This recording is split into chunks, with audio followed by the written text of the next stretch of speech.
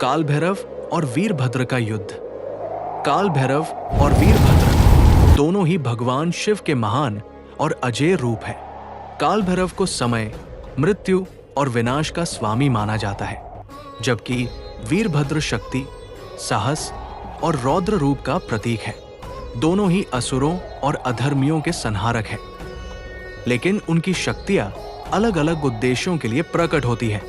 यदि काल्पनिक रूप से इन दोनों का युद्ध होता है तो ये एक साधारण युद्ध नहीं होगा।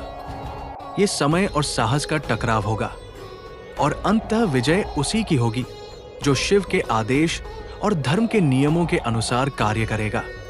युद्ध का प्रारंभ काल भैरव अपनी विकरालता और विनाशक शक्ति के साथ त्रिशूल लेकर युद्ध भूमि में उतरते हैं। दूसरी ओर वीरभद्र अपने खड्ग और ढाल के साथ साहस और दृढ़ता से खड़े हैं। दोनों की आंखों में शिव भक्ति और युद्ध का तेज है। काल भैरव की हर प्रहार में समय का विनाशकारी बल झलकता है, जबकि वीरभद्र की हर वार में अदम्य साहस और शौर्य की शक्ति। युद्ध का मैदान ज्वालामुखी के समान गर्म और गूंजता हुआ लगता है। परिणाम, इस युद्ध का अंत तय करना अत्यंत कठिन है, क्योंकि दोनों ही शिव के अंग हैं। ये माना जाता है कि शिव के किसी भी रूप में आपसी टकराव का उद्देश्य विनाश नहीं, बल्कि सृष्टि में संतुलन स्थापित करना होता है।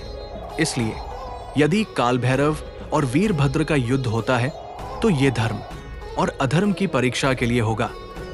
अंततः शिव के आदेश और धर्म की स्थापना ही विजय का निर्धारण करेंगे। काल भैरव और वीरभद्र दोनों ही उस सत्य की ओर झुकेंगे जो शिव के संकल्प के अनुरूप होगा। निष्कर्ष, काल भैरव और वीरभद्र में कोई जीत या हार नहीं होगी।